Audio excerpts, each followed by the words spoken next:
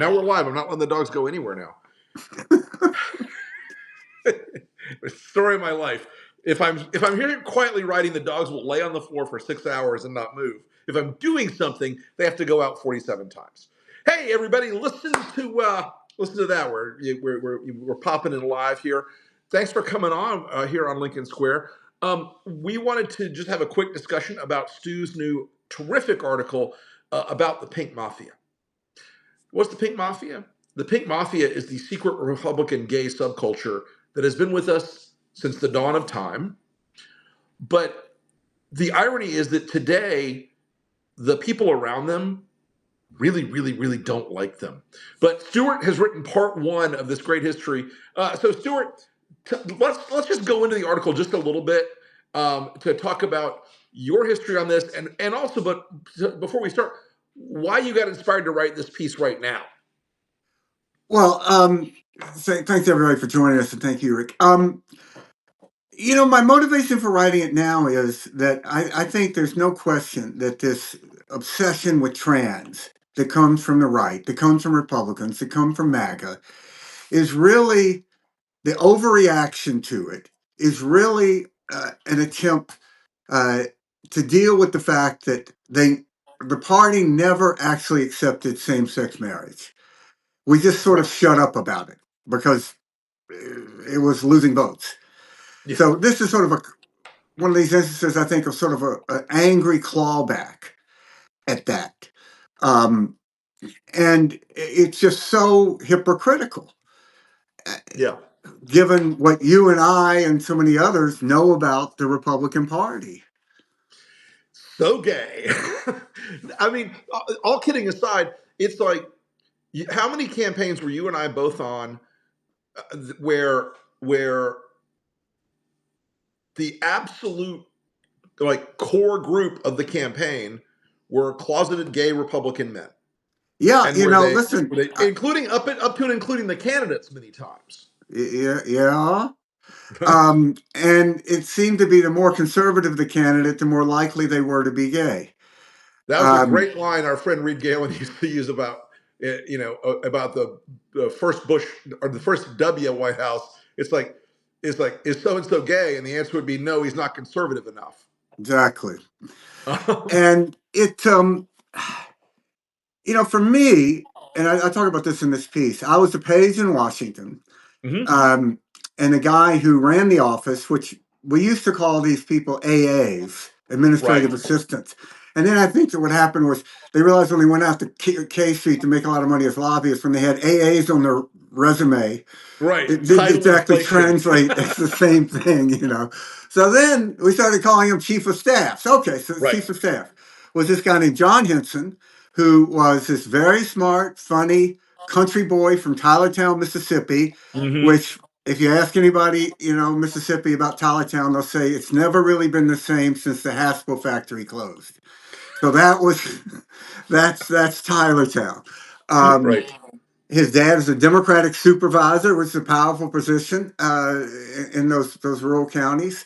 And John was a guy who had also been a page, who had spent his entire working life in Washington and had a reverence for Congress, the process of government, that was very moving. I talk about walking around with him the first week. Came up there as a page. He was very nice, took me and others around. And it was sort of like having a tour of the Sistine Chapel or something, or the Vatican by a cardinal, the way he talked about it. Mm-hmm. And I had no idea that John was, I think he was bisexual. But in retrospect, we spent a couple of weekends, asked me, if I wanted to go out to this beach house that he and some other guys rented in Rehoboth. Did. I think in retrospect, they were all gay. They were a lot like John. They worked on the Hill, great gossips. And for these people, guys like John, Washington wasn't this rural swamp that so many like to say, this small town. What was it Kennedy said? It had southern efficiency and northern charm. It was a place that, you had the Arena Stage, you had the Kennedy Center, you had a whole section of gay bars. So much so they call it the gay way. There was that whole group, sort of whirled by the Marine Corps barracks, which I don't know Right if before that's Navy Yard became like Gen Z hangout, it was. yeah. Yeah. And I don't know if the Navy Yard barracks row, as they called it, became that because it is near the Marine Corps barracks, Oh yeah. where a few good men hang out, or if it's just sort of accidental. Um, So, I was a page, and then years later, I was in film school at UCLA, which, just for the record, is a ridiculous thing to do. Don't ever do it. It's absurd. It's the academization of something that you should just go apprentice. Just go learn it. Yeah, it's like getting MFA in plumbing. No, you don't need to do that. Um, and John called me up kind of out of the blue, and we'd stayed in touch, sort of. Said he was going to run for Congress because the congressman that he was working for then, who was my congressman, a guy named Thad Cochran, was Right. running for the U.S. Senate. So John was going to run for his seat, which was a very common thing. Mm-hmm. Um, uh, the great uh, Ward Just wrote a novel Oh based yeah. upon that premise called Honor, Fame, Riches, and the Love of Women, about a guy who worked for a congressman, was married to the congressman's daughter, and then ran for his seat. Um, but he was expected to lose because he was running against the son of the very powerful Senator John Hampton Simmons. Yep. He didn't have any money, didn't have any organization, he'd never run for office before. He said, "Look, you've got to make commercials for him." I said, "John, like, that's great, man, but like, I don't know how to make commercials. I just make these stupid little films." Um, and he said, "No, you got to do it." So I did. I went back to Mississippi. Um, and John won. Now, he won because he was the right guy in the right place. Sure. Um, as is often the case, when a congressman runs statewide, that congressman way overperforms in the district.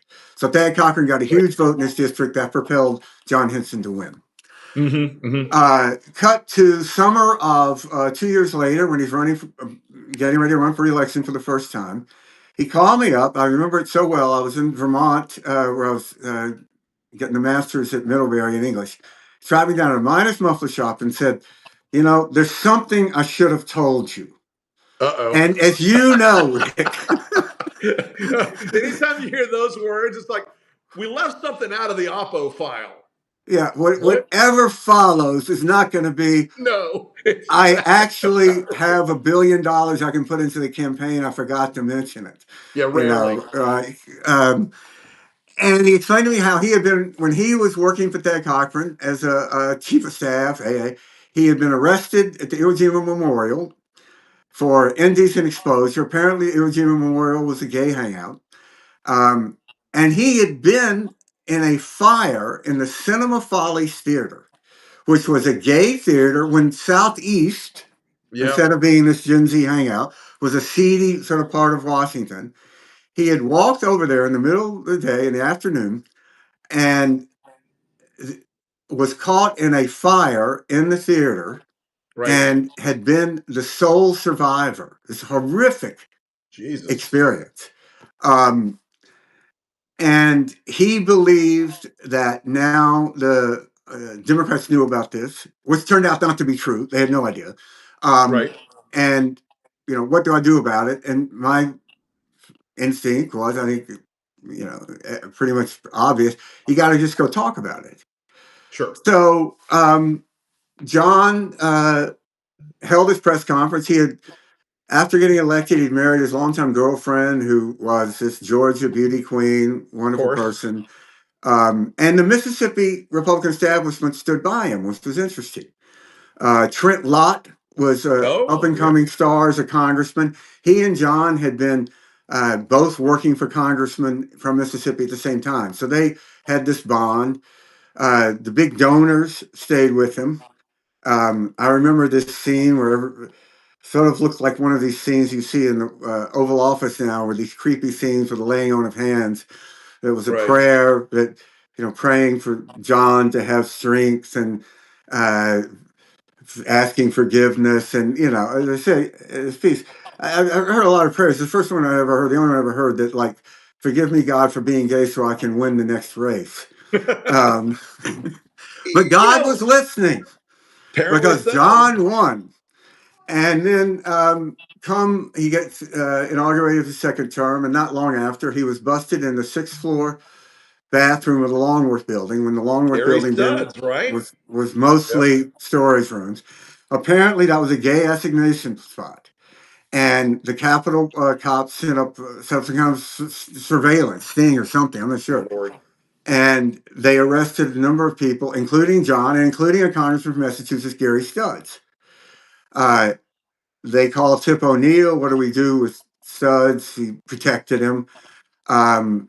They called Trent Lott, supposedly. I haven't ever gotten this confirmed by Trent. And it was do what you have to do. Right. They felt like they'd given John another chance. And so John resigned. Mm-hmm. And shortly thereafter, I got a call from the famous Arthur J. Finkelstein, Oh yes, we both worked with Arthur over the who years. you worked with, asking if I wanted to work with him. How would you describe Arthur? When I say that he was flamboyant and exotic, I don't mean in the gay way. I don't mean in the stereotypical way. But folks, Arthur always wore a necktie but never tied it, and it was down to about the loop was around there. I never saw him wear shoes, not even like walking out to his car. Like I was, does he wear shoes? Is he a fucking hobbit? What is this? But Arthur was a guy who was one of the architects, and this is why this story is really important, y'all, and why this I think this series from Stu is important. Arthur Finkelstein, in a very meaningful way, invented the modern Republican culture war.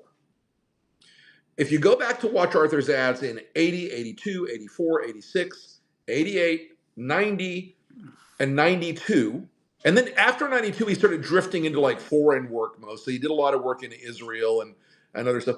But if you look at that arc of Arthur's work, he invented the culture war. He was a gay Republican who moved to Massachusetts so he and his partner could adopt a child, but he would do ads that were like, the gays are in your schools coming to get you. If you look at the trans ads of today, they are the spiritual descendants of Arthur Finkelstein's work. This is why this is fascinating, because there is and you absolutely hit it, Stuart. There's a resentment culture inside the Republican Party in the evangelical Christian right. They never got over gay marriage. One of my favorite, of my Republican gay stories was back in, I think it was 2012 or 13, I don't know, maybe 14, I can't remember now, before Trump. I had a memo that went out to my clients, and I was like, because I had been pro gay marriage since like '08 or '06, way in advance of everybody else, because I was just like, I'm a damn libertarian Republican. In what world is it the business of the party to tell people who can get married for Right. competent adults? Well, Rush Limbaugh got a copy of this memo of mine. And he goes on the air and it's like, degenerate Rick Wilson is a sick pervert because he thinks that the gays should get married. I'm like, motherfucker, you are the most degenerate, whoremongering, Viagra smuggling, hooker using, weirdo motherfucker to roam Palm Beach, Florida in the history of Palm Beach, Florida. And that is a high bar. That's a high bar. That is a high bar. But it was just shocking to me how viscerally, and that wasn't an A tier issue at that moment. Obamacare or whatever was a much bigger fight. But the triggering of that among Republican hardcores was amazing to me. One of my critics during that time, Matt Schlapp. Matt Schlapp, guys from CPAC, just Google it. You'll discover that Matt, although he has a wife and children, Mercedes Schlapp lacks the one thing apparently that Matt really loves, and that's a penis. So all of his bullshit, all this fake anger at people about trans issues and gay issues. It is part of a much longer, weirder thing embedded in the GOP, a self-hatred that is, and look, believe me, Stuart and I have had experiences with people, including people we worked with, very recently, in the last 5 years, who tried to keep it a secret. It never stays a secret forever. It never does. And in this day and age, it never stays a secret. So, Stuart, I just really love the piece. It was lyrical and I mean, and sad about some of the lives these people had Yeah. that they couldn't be honest with themselves about who they were. And I think in a large way, it reflects that the party can't be honest with itself what it is. Yeah, at the time I was bouncing back and forth, working some on television shows, writing Yeah. for television shows. Mm-hmm. And there is no question that, as far as I knew, I worked with a lot more gay men in Republican politics than I did in television, um, Right. by, by far. By Um, far.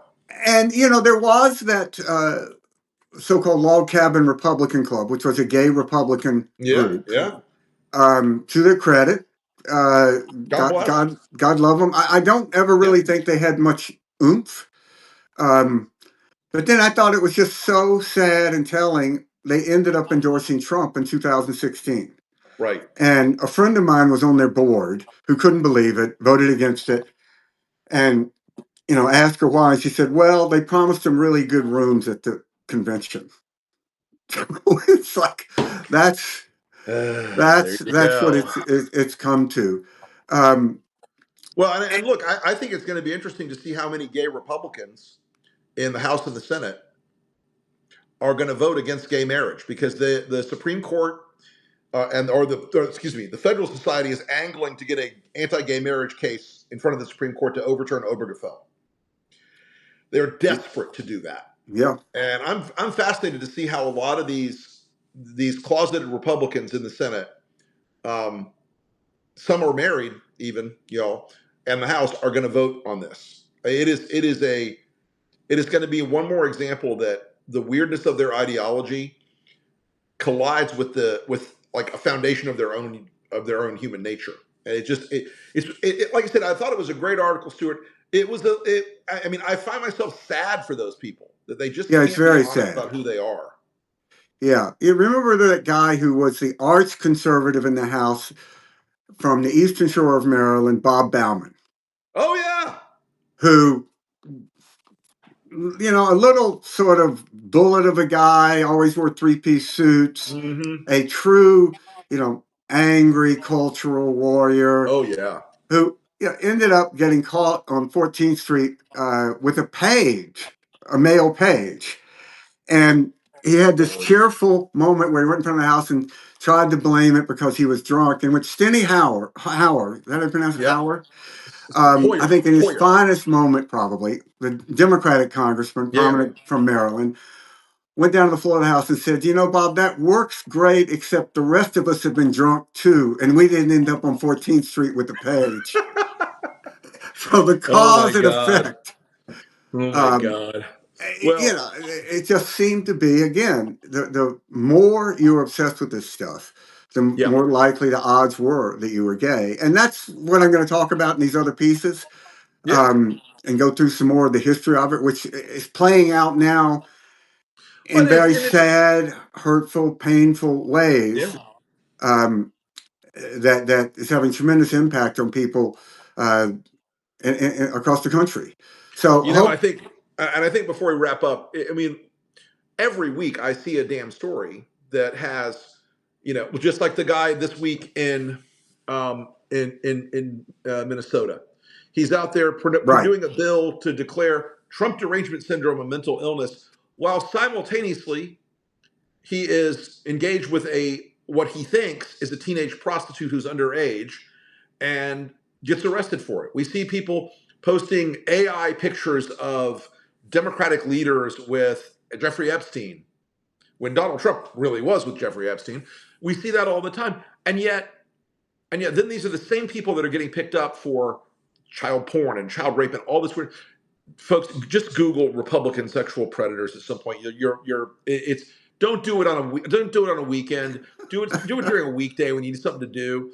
It's both hilarious and tragic and sad because there's something really broken inside the party Stuart and I used to represent. And I don't know, Stuart. I don't know about you, but whenever I worked with gay Republicans, I was like, okay, is he good at his job?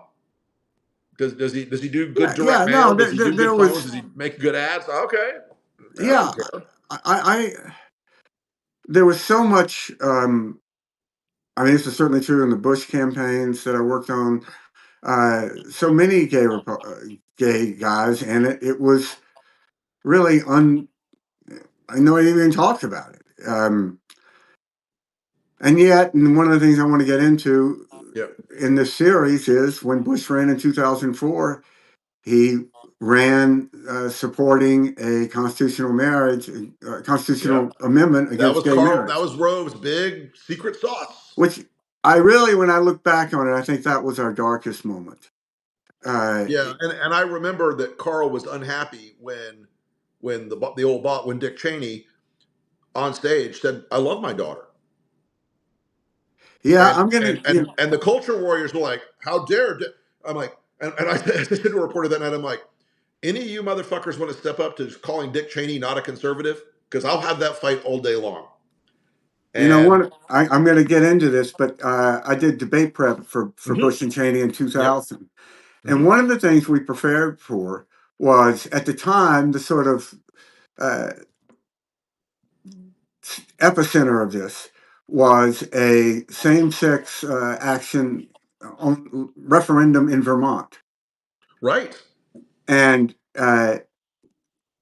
Cheney, if asked directly by Bernard Shaw, who was moderating it, if he mhm, would vote for that, was going to say yes. I remember, And Bush was, and apparently when Bush was talking to him about running for vice president, Cheney was very open about this, and Bush is like, "We don't have to agree. That's fine," you know. right. Which, if you know Bush, you can just hear him saying that, like, "Man, I don't care. I I don't care. Whatever. What the fuck?" Who gives a shit? But if you go back and look at this debate, it's fascinating because Shaw asked about same-sex marriage, but he doesn't ask Cheney directly. And Cheney gave a thoughtful answer. And Yes, then he he did. asked Lieberman, and it's so clear Lieberman just never really thought about it Right, because he right. just kind of goes off, and it was one of these weird answers that like started at home plate and ended up like, in outer space, and how you get there. But, I was always moved with the way in which uh, Dick Cheney treated his daughter and her partner. 100%. Um, And before we wrap up, it's like, in some ways, yes, it had to start, tolerance of gay marriage had to start for some Republicans with their family members. Both of my sisters are gay. I used to joke, I won the lesbian lottery. I love them to death. They're both their relationships and marriages have lasted for decades. They're fine and wonderful people.